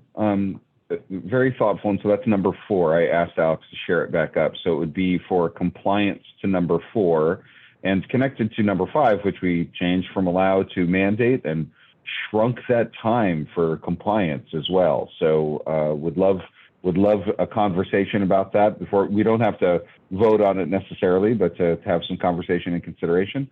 Task Force Member Larmouth, go right ahead.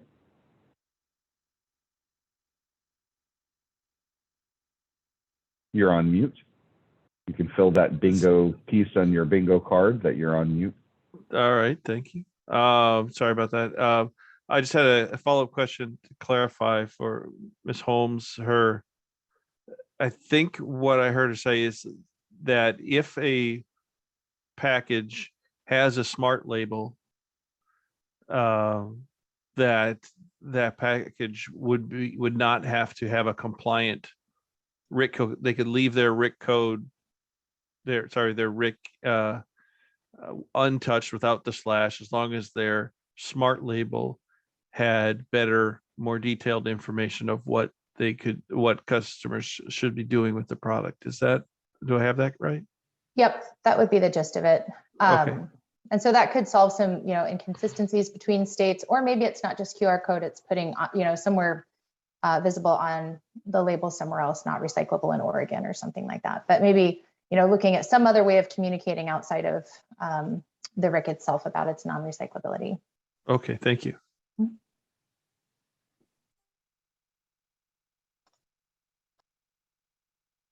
Other questions for Mrs. Holmes?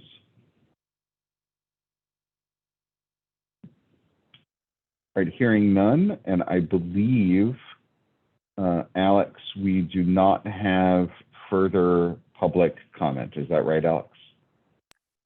That is correct. Terrific. So I will think on the comment that Kim did, discuss with the co-chair, and maybe this is something to keep in mind as we're moving into the drafting phase. So let me go to the next slide. So wanted to talk about some next steps.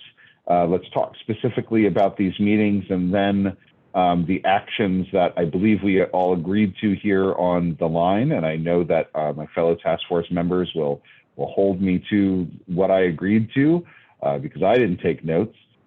First is we're going to be receiving public written input from Friday through the 11th. And so we are hoping to be able to receive that public input. That public input will be shared with the task force members.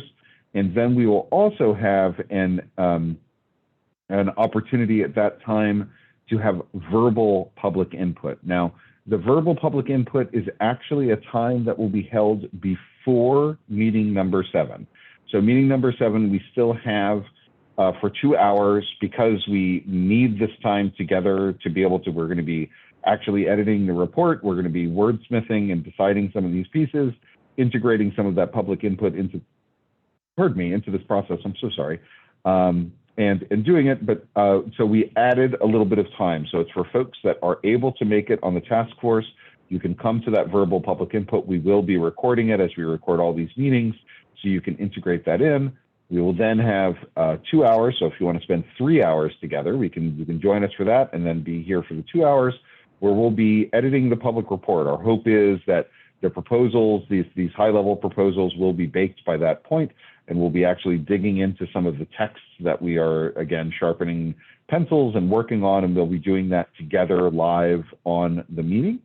And then meeting number 8, again, there's going to be input between these meetings, as there has been over the last several, that we're going to be finalizing that report on the 23rd and outlining what those next steps are. That is a very aggressive timeline to be able to draft that report. You all are aware that today is May 4th. May the 4th be with you. And yes, thank you. That was for you, Task Force Member Larmouth. We do have to work on that. It is a very aggressive timeline. So we are hoping that this will be enough time for us to go through those various pieces. And then lastly, we're going to be submitting that report on the 1st. Now, currently, we don't have another meeting on the books. We could potentially put another 8.5 on the books as we did with 4.5, although making sure, to Task Force Member Mitchell's point, that we're capturing that all would be invited to that meeting. And I see our esteemed Mr. Alex Bertolucci has his hand up. Go right ahead, Alex. I just wanted to make sure to let all of the task force members know that I will be editing the calendar invites and the Zoom links. So you'll be getting lots of notifications about the extended meeting for public comment. So keep that in mind, but that first hour is optional for task force members, and we will brief you at the start of meeting 7 at 2 o'clock. Yes, that's an important clarification. We will be briefing you on that public comment, briefly summarizing, but also providing the recording, obviously, following the meeting. Yes, Task Force Member Miller. Just a quick question on the public comment period.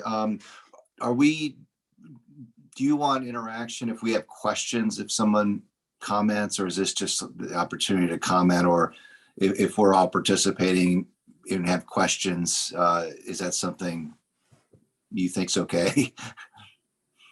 I think it's okay. I think it entirely depends on how many people show up for public comments, and and what list we have.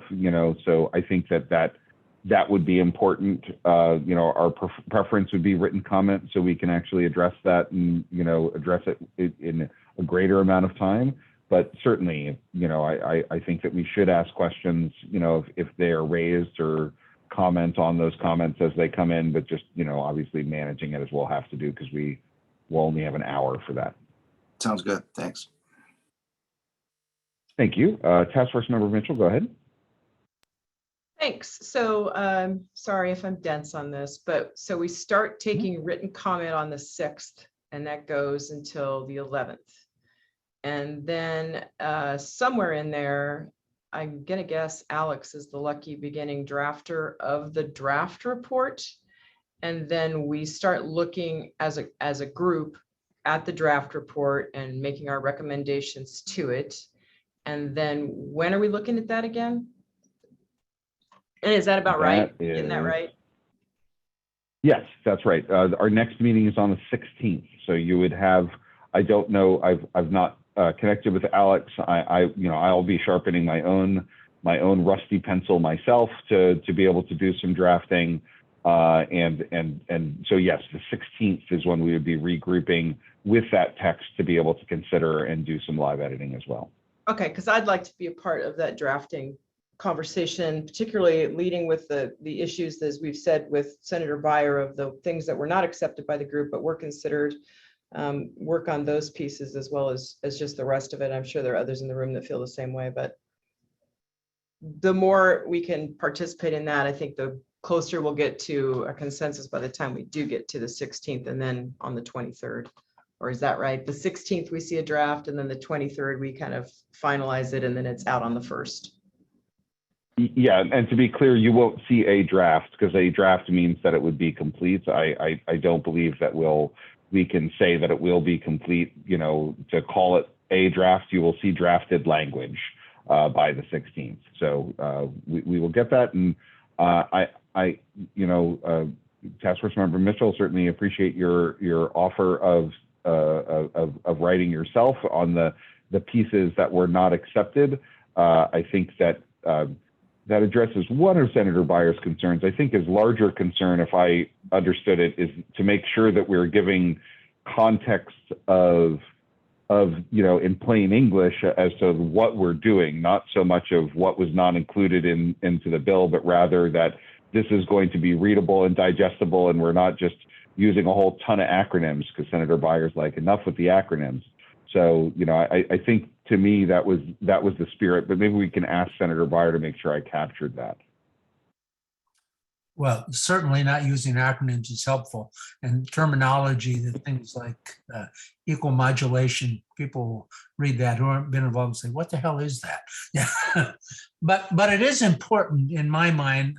What I like as a legislator is to, when you have a task force, is I want to know what you considered and what you're recommending and why not on different things, because when it gets to a committee and they have to do some work on it, for people who may not agree from outside, they come in with all this, oh, they didn't even consider this, or they're wrong. Well, you want to have it there. We had that with the bill the last time, with people saying we didn't have a voice and these things weren't considered. So it's always good to have that down. The legislator is looking at this group as people who are experts in the field, and your consideration and advice to them as lay people is really helpful.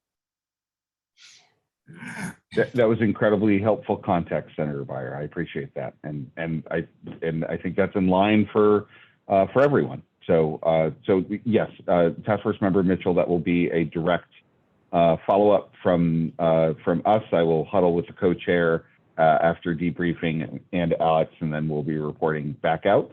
And those who also are like, man, I want to write some language connected to this after you consider the final draft proposals, and you are a good writer. You have a couple editors here on the line here, ex-editors at least. So we would be happy to have some extra scribes. So thank you for that.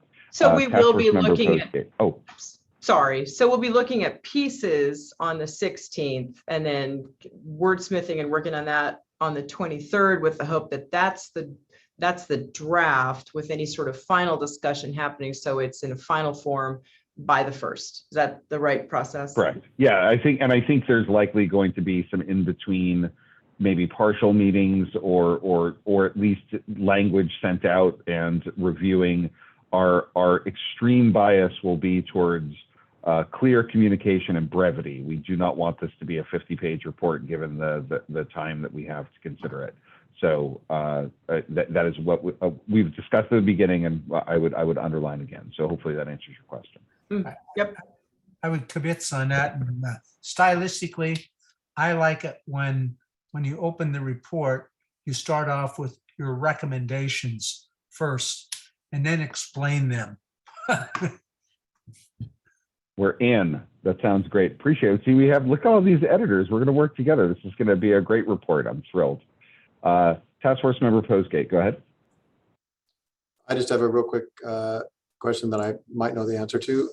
And I always appreciate on the side note, a helpful hint in the format of a report, because I worry about that for a long time before I start writing. Anyway, the public written comment on that hour long before the next meeting, it's anyone who has then, where are these guys getting their information? They've listened to the task force, they've heard the recordings, they've attended, they're not hopefully just coming on and going, hey, I think this, without any, I guess that's what I'm looking for. Where are they getting, what are they responding to? What are they commenting on? Well, Task Force Member Postgate, as someone who has, I'm sure, been part of many public comment periods in your career, about, there are not really hard and fast boundaries as to having to do a hurdle before they make that public comment. So our hope is, yes, to your point, that we have thoughtful comment from folks that are listening in and have recommendations and are thoughtful. But at the same time, we also may get some comment that they just want to, talk about this issue without the consideration of these many hours that we've spent together on that. So I suspect it will be a middle part. We want to make this open for all, so we would not have any barrier for entry for that public comment. Got it. And yes, I understand very well. Thank you. Yeah, no problem. All right. Sure. Are there any other, go ahead. Yes, go ahead, Alex. To that point as well, we will be posting the draft proposal that you all voted on the Truth in Labeling website, so folks can see that, and sending that out in our public comments for public input information. And so folks will be responding to that as well. Yeah, and we will, again, as a process question, we will be sending out this amended proposal to the group with a poll, again, to be answered, a request for feedback for task force members by Friday. So we'll send that out hopefully later today, if not first thing in the morning tomorrow. That way you can be able to gather that feedback from folks and be able to actually make that consideration before we move forward. Yes, Commissioner Kramer, go ahead. Yeah, thank you, Chair. Just wanted to shout out to Mr. Alway, and special thanks to Senator Buyer for the input today. Thank you, gentlemen. I am chastened, Commissioner Kramer. I too will call out those incredible input by those parties. Thank you. Task Force Member Mitchell, go ahead. I think we're kind of wrapping up. I wanted to just briefly report that we did reach out to the FTC on the Green Guides issue, and I know that's been a conversation of a topic of interest within this group. And I think the way to say it most accurately is that there doesn't appear to be any immediate plans or time frame for when the FTC Green Guides will be updated. So we know we're all thinking that it's going to happen now. There's a 10-year time frame on that. That 10-year time frame would be 2022 because it happened in 2012, but there's no legal requirement for them to do so. And I would say there probably isn't a lot of great push for that happening right now, which we thought was interesting. Also, just a couple questions about how they tie in with how to recycle label, and they don't, and whether they're tracking the EPA recycling committee work and just casually doing that. And I just wanted to report that. And then a couple just points of interest in the media recently. One is that yesterday Think Out Loud did a nice piece on some reporting about how to make manufacturers more responsible for plastics recycling, which I think you can just pop up and watch from that. There was a segment on it with the reporter, Sam Wofill, is one piece is just of interest. And then also another point that last Friday, the California AG announced it's investigating, as it says, big oil for allegedly misleading the public on recycling. So I just think those are points that show us that we are in the right place at the right time on this topic, and that the work that we are doing and the work that was done in 2020 with the plastic wars is information that people are tracking and paying attention to. So we're here when we should be, I think, doing the work that we need to do. So I just wanted to share those little tidbits with you, and thanks for your time. Thank you, Task Force Mitchell. I think those are excellent tidbits to close our meeting out. I will now also offer thanks and underline that we are in the right place at the right time, and this is needed information. That is why we're doing this hard work, why we're dedicating this much time to it. And I just want to offer again my sincere gratitude and thanks for all of you and the hard work that you're doing, the extra work that you're doing, and the clear and kind communication that is happening behind the scenes to be able to drive this work forward. And we will deeply look forward to connecting with you offline and online in our next meeting.